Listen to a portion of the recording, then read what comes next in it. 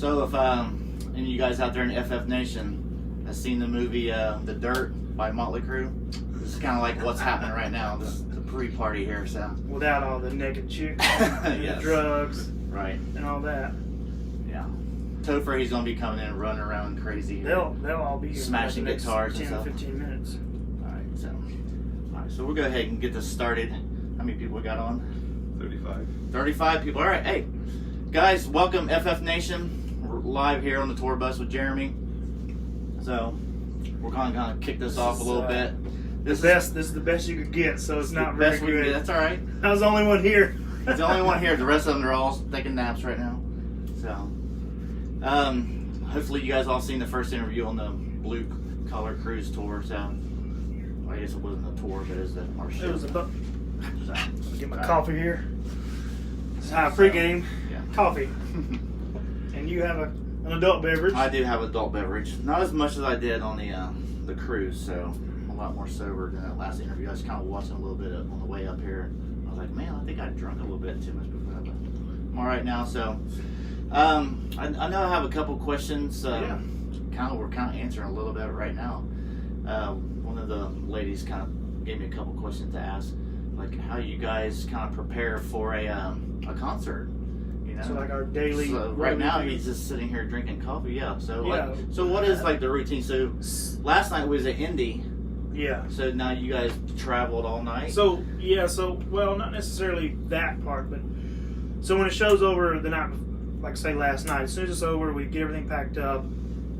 They get it to the trailer. Jace gets it all on the trailer and has it needs to go. And then by that point, it's usually 1 or 2 in the morning, and if we can, we'll take showers. Either the hotel or the venue will take showers. Last night we kind of split it. I took a shower at the venue just because I didn't want to wait. And then I crawl in my bunk and go to sleep. Okay. And I woke up. We left around 5 in the morning. So depending on the distance between the shows, sometimes we'll leave immediately after. Sometimes we'll leave a few hours later. Okay. But we left this morning at 5. Got here. We stopped and ate. And this is about the same for every day. We'll do load in around 1, which is when we dump the trailer. Okay. Get all the stuff set up, and then do sound check about an hour and a half later. And sound check usually doesn't take very long. And then from that point, we have the rest of the day to do whatever. Some of the guys might go work out, or some may go run, or occasionally if there's something really neat in the city, I'll try to go see it. Okay. That's what I'm Right. trying to do this year. Or we go to the hotel and rest and maybe eat a bite. Sometimes some of us stay here, depending on how much time between the show and stuff like that. Guess it all depends just what city you're in. It what does, you're yeah. I trying mean, to do. people think like, oh man, I'll tour around and see so much of the country, and to a degree we do, but Right. I mean, you're on the bus right now, the windows are closed. Right. And this is the way they are the majority of the Right. time. So just because we're in cool cities doesn't mean we always get to do anything or see much. Okay. You know? You have to make an effort to do that. Right. Yeah. Well, yeah. It's kind of like when we was on the cruise. So you get off the island. Yeah. You only got so much time to Mm-hmm. kind of tour around and do stuff. So I remember a couple of the other band members was in the like exercise when they jogging or something. They get out and do their jogging. Or Yeah. you guys all work out or? I've started working out. Frank does as well. I've got to here lately just going to I joined a gym, and so and it's a chain, like a national chain. So if they have one in that area that's close by, and I've been able to do that today and yesterday. Frank will go to the hotel gym, which is what I used to do. But a lot of times he'll work out when we're getting ready for sound check. Okay. So he'll run or do something like that, and we're working. So by the time we get done with sound check and everything, he's already kind of had a workout to a degree. And Topher will sometimes go running or something other. And then some of the other guys take naps. Sometimes I take a nap. Right. Just get caught up. So. Yeah, because like our nights are so long at times, and I'm not a morning person, but I also don't sleep late just naturally. So even if I go to bed at 2 or 3 o'clock in the morning, 7:30, another 8, I'm wide awake regardless. So I might take a nap. It's interesting, yeah, because I know when we seen you down in Mississippi, you guys are just heading right out right afterwards because you had to go to Texas a little bit farther. That's right. Yeah, sometimes we have to go immediately, like there's been a few times where the last beat of this, the last note of the show, and we only have X amount of like 30, 45 minutes to get the trailer shut so we can hit the road because we only have so much time to. Sometimes if you play festivals and with a headliner, you have to sound check first because everything goes in backwards order. So a lot of those deals, sometimes we've had 8 a.m. load-ins. And if it's, 1 or 2 a.m. and you've got to go 6 hours, you have no time to kill. So it's a little bit closer of a trip from last night to here. It was about 5 hours, 4 or 5 hours. Yeah, something like that, probably. Yeah, I prefer the earlier load-ins because you kind of get the day over with. Get done, then you got, and you don't have, this is a job, but it's like there's only certain parts that are the actual work. The load-in, the sound check, then the actual show, and the load-out. That huge gap in the day, you get to. And sometimes it's not even, we don't do anything. Like a few weeks ago, we were in, where were we at, Jace? In that, behind the stage was that like clubhouse. That was in Galveston. In Galveston. So I think the majority of us stayed there, or we might have went to the hotel, which was in the Gulf, but we came back and like Jason, Frank, and I had dinner and just hung out together. And sometimes that's fun too. I mean, we spend a lot of time, but we don't always spend time just relaxing together. So Dustin wants to know, do you all drive to every show? Well, we don't drive, but if you see on Instagram a lot of our posts with Roy Wellman, who's our bus driver, he does all the driving, thankfully. We occasionally do fly shows, but very rare. We did one last week. We flew to Arizona. I know I keep losing my invite to that. That's like twice now. Whoever's doing that private show, you really listen. You would want an invite to that because it looks nice. Very nice. The pictures. So. Yeah, I mean the people that bring us out there. I'm not going to say any names, because it's a private deal. I don't know how much they want out there, but they take extremely good care of us, and we don't have a single complaint in that. Nice. Like I've done fly dates with other artists, and I've never done one that I enjoyed because you have to get up at the crack of dawn, get to the airport, and take the first flight out. Usually. If you're going east, it's worse because you lose time. But regardless, you'll fly to where you're going, get in a rental car, drive to the venue, do your sound check, and then you don't have a lot of time to rest, do the show, and then you actually, like I said, even out here, 1 or 2 in the morning when you're done, you're going to the airport or you're going to the hotel for 3 or 4 hours, and you got to go to the airport, repeat the whole process over, fly. You never get any rest. So the way Frank likes to do fly dates. I've done Arizona with him twice, and again I flew to New York City once and did a couple days there doing some PR stuff. And both times we flew in the evening before. Okay. So you don't have to get up early. You go to the airport in the evening. We eat supper together at the airport, or we flew to New York and had supper that night, and then woke up the next day and did all of our work, and then flew out the morning after. So you don't. Frank doesn't want to kill himself. Oh, yeah. When we do this kind of stuff. Unfortunately, he's at a point where he can dictate a lot of what especially happens. when you're flying, you got so many obstacles. It's always good to get there a day ahead of time. Just because of delays and stuff. You're on the schedule that day, you got to be there. So yeah, you never know. Like Jace flies to the majority of the shows because he lives in Louisiana, and a lot of times it happened when we go to Arizona. Bad weather or something, and flights are delayed or canceled outright, and then he has to figure out. And I mean, it's fortunate. We're fortunate enough that we don't do it much, but we as a band have never had to deal with that. What I don't like about fly dates as well, most people don't know this, and the cruise was the same way, and it's super nerdy stuff, like nobody really cares, but I don't play my own drums when we fly, or on the cruise, so I can't take all that stuff. Right. The guys don't use their own guitar amps and everything. Playing what they give you. Yeah, it's called backline, so you have it rented on your behalf, and only once when we done television taping did I get exactly what I asked for, like quality, good stuff, and so that's always a surprise to see what you're going to have to use. Arizona, they get good stuff. I can't say they don't. But how about the guitars and stuff? Do they they can travel with those? Or? You can, but Frank is the only artist I've ever known or worked for that doesn't fly with his own instrument. Like he just tells them, if I'm coming to play, you got to give me a guitar. Okay. But I would rather have. I feel like a guitar is such a. It's a fragile instrument, obviously. Right. I don't mean like fragile as in you can drop it and all that kind of thing, but I mean it's like underwear. I wouldn't want nobody else Yeah, because I I seen had, that. I seen the picture when you guys out there in Arizona, and I could tell there was different instruments that people everything's was different. holding. So I was wondering how you guys did the traveling with. And all the that. guitars were acoustic there. Yeah. So it was very acoustic feel. Yeah, Right. that's another thing about the Arizona thing that not many people know about. And there's talk that we might do some more things like this, like what we did in Arizona on regular shows for people. Right. You got to see a piece of what it could be like out on the cruise. Right. But it's an acoustic show. There's no electric guitars. Like I play a really small drum set, and we play the same stuff, but it sounds completely different. It's kind of like a Grand Ole Opry feel or something like they're not wanting to be too loud, or is it just No, it's just a different vibe. It's hard to explain. I mean, imagine the hard rocking songs all with acoustic guitars. There's no guitars. Like I don't know if you're familiar with this, but Alice in Chains, like in the '90s, I guess it was released back then in Unplugged. MTV. It's that. Okay. That's exactly what it's like. Okay.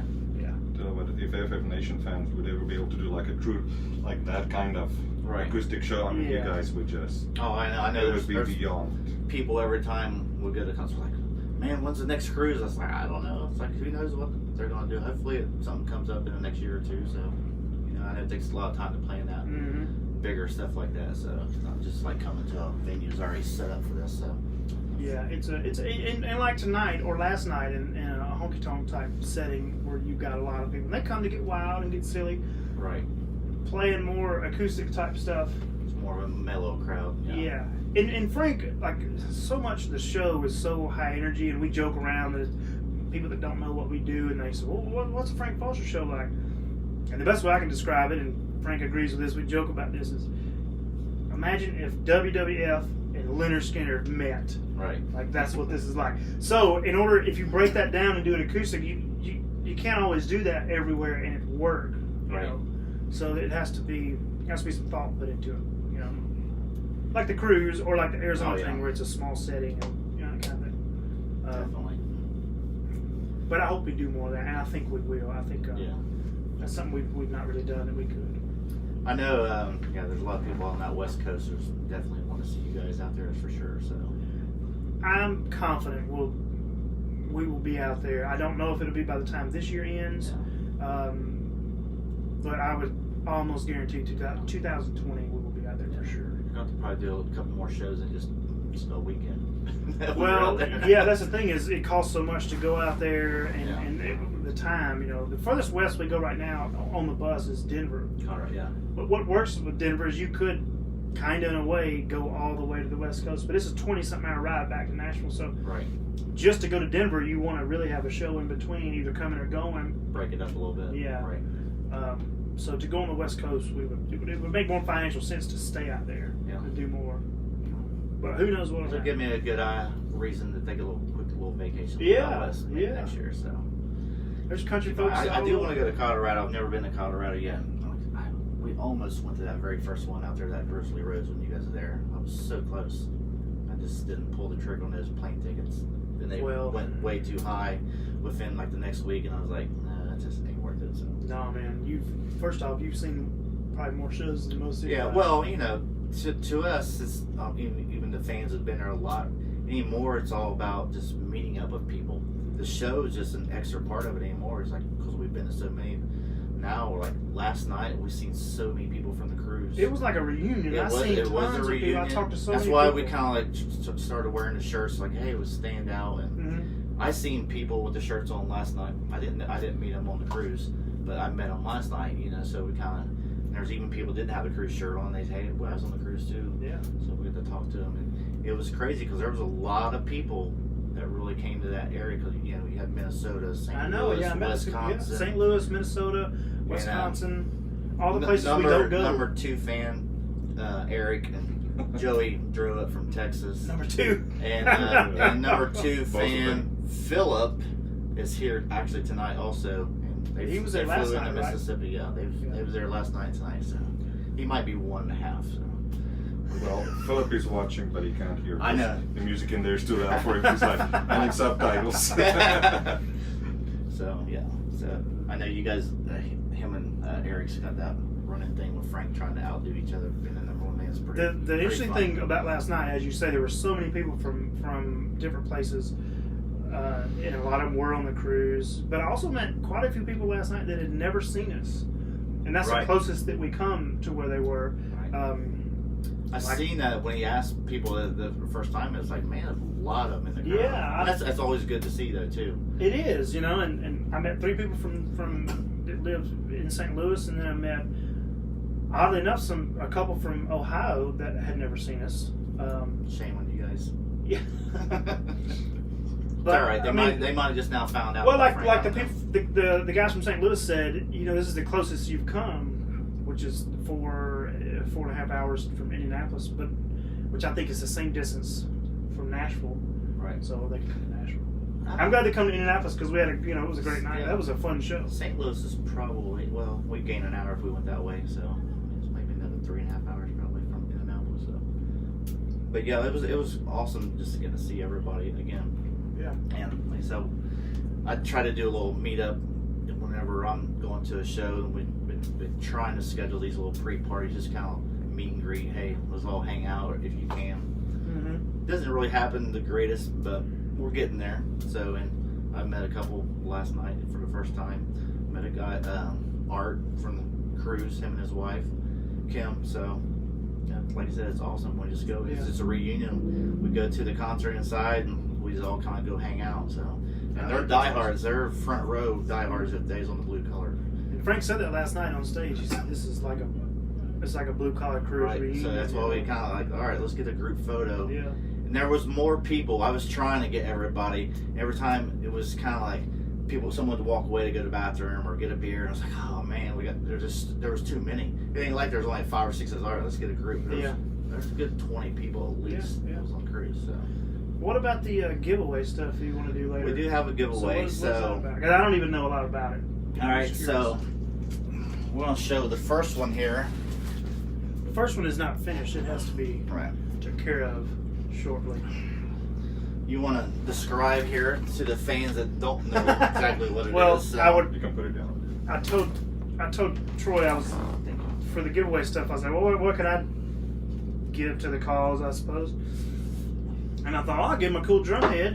That's kind of cool. And we'll get all the guys to sign it. Right. And I went into my road case a while ago, thinking that I had like old heads, but I didn't have anything. So this is a brand new. I say brand new. It's scratched because it's been in my road case. But this is a snare drum head, which is the main drum that I hit. For all the, it's very, as Jay said. Now, is this the one that broke in Mississippi? Is that no. Which one did you break? Well, I did break the snare drum, yeah. Okay. I broke the snare drum 2 nights in a row. Okay. That snare drum has, this weekend actually, he has been retired to the home studio because he is no longer reliable enough to be on the road. Got you. I guess the playing's so hard, but this, just a nerdy shout out to Evans. This is the drum head company I use. I'll tell you a cool story. When I was a kid, my favorite drummer was Carter Beaufort that played with Dave Matthews Band. Okay. And still is. And he played Evans drum heads. So when I got into drums, I had Evans posters and all kinds of stuff, and he was on it. And when I was a freshman in high school, I wrote him a letter because I didn't know anything about the music business. And I said, I want to be an Evans drumhead artist and get endorsed, And they sent me a little package back, and they were super awesome. And they're like, just keep at it and all this kind of stuff. I totally forgot about that. In 2013, without telling another long story, I got signed to Evans. Okay. I did a deal with him. I was home for Christmas this past year visiting my grandparents, which is where the room that I used to play drums in is there, and some of my junk is still around there. And I was bored one day, pilfering through stuff, and I found that. I still had that little packet that they sent me, Nice. and it was, I think it's the little date on it was like July 1999, and I just got to look at it and thought, wow, I actually, That's pretty good. I'm now like, I would have been on that poster now if, as a kid. So to me, that's super cool. That is cool. So anyway, this is an Evans drum. This is called the heavyweight because if you hit the drum as hard like a man, like I do, and Jace doesn't like that I hit my drums like a man. But especially when the Blue Collar Boys song comes on, that's when just pounding on there. So. But what we're gonna do is the guys will be back any minute, and I'm gonna get them all to sign it. and then however Troy wants to give it away. Okay, I'll send it out to the winner, everything. So this is going to be prize number 1. So I'll set that to the side for right now. And this is going to be prize number 2. So I keep hollering at Frank to sell posters. I want collectibles. I'm a person that wants collectibles. You know, I got my own stuff. So I came up with this for our fans. So it's kind of, you know, reference to the first album. So it's got each of the words on there, which I might have to go back and kind of redo a little bit just for the frame, kind of squeeze it in. But we're going to try to get all 5 guys to sign this, and we will get this out to the winner here in just a little bit. So how many people we got tuned in right now? 37. 37, all right. So you guys got a pretty good chance. So the 37 that's on here. So, but That's pretty cool. I hope I get one of those, by the way. I do have one for each band member. So I didn't want to make it too big because there is like 7 albums right now. So in the future, you know, Yeah, if everything goes right, I guess. we go to the next album, come up with some other material. So every now and then I can come up with something halfway cool. That's a good idea, man. Still a little bit of artwork to kind of go with it. So we're gonna give this away in just a little bit. So we can actually probably get away right now. Let's kind of get it started on the drum head. So everybody that's live right now, all you gotta do is type in a number between 1 and 100. And if your number is what's on this piece of paper that Jeremy wrote down earlier, then you will be the winner of the drum head signed by all 5 guys. If I can find that paper. So we're going to use this number here. All right. All right. So when do you reveal the number? we're going to kind of let people. So everybody start typing in your numbers 1 through 100 right now. Whoever gets closest to it or gets it exactly right first, you only get 1 try. Don't keep putting numbers in. So we got somebody monitoring it right now. So hopefully it'll be a nice good collection for somebody. So I think it'll be pretty cool. no, I should kind of give you the heads up what it is if somebody kind of gets it. Don't have that yet. I bet nobody picks that number. No, but we have somebody very close. So Okay. This is like Price is Right, you know. Yeah. It's gotta be better on if you go So- over your butts. Yeah, yeah. So we're doing a little time limit here. So next 30 seconds, get your picks in, and whoever's the closest is going to be the winner. Okay. So, and if I call your name on there to be the winner, just send me a private message with your address, and I will get it mailed to you. So this is just for prize number 1. Is everyone still typing in? Yeah, we still have some time. How far do you live from here? It's about 3.5 hours, like a little over 200 miles. So we got in like 3:30 last night. Got up like 8 and started getting ready to come up here again today. So we got anybody close? We'll go ahead. Who's the closest right now to that number? Come on through. Come on. Go. You're right. Just come on in. Remember, this isn't professional. This one right This- here. The door behind. There you go. Nothing professional here. We're just hanging out. Okay, let me just make sure nobody else got the number right. Alright, the number closest is going to be Christy George at number 3. All right, Christy George. What number did she pick? 3. Christy George, you won the drum head, signed by all 5 guys. Okay. You picked the number 3. The number was actually number 2. So very good job. So for the next prize will be the poster. Just to let you know, the poster does not come with the frame. This is my frame just to kind of show it off.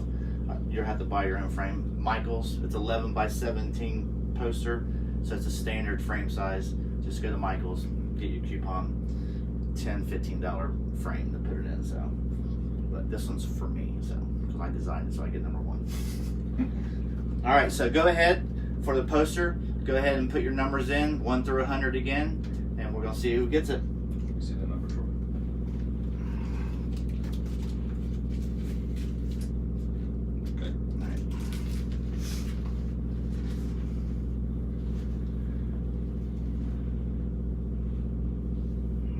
I've got a collection of posters at home from other artists and stuff, and I've always just, it's, you know, I get t-shirts all the time, and you know, t-shirts are awesome, hats are awesome because I like to wear it out, but there's like, you know, this, that collection, just like the drumstick, man, dude, I appreciate that so much because it kind of just, it's a memory for me to get stuff. Well, thanks, man. Especially That's worn out, easy. dude, because nobody wants brand new drumsticks. I want the ones that been through the war there, so. Just like even a guitar pick and stuff, you know, stuff like that. Yeah. You know, that's what us crazy fans want, so. Everybody get their numbers in? Yeah, we're getting close. We'll give you another 20 seconds. So get your numbers in for the poster.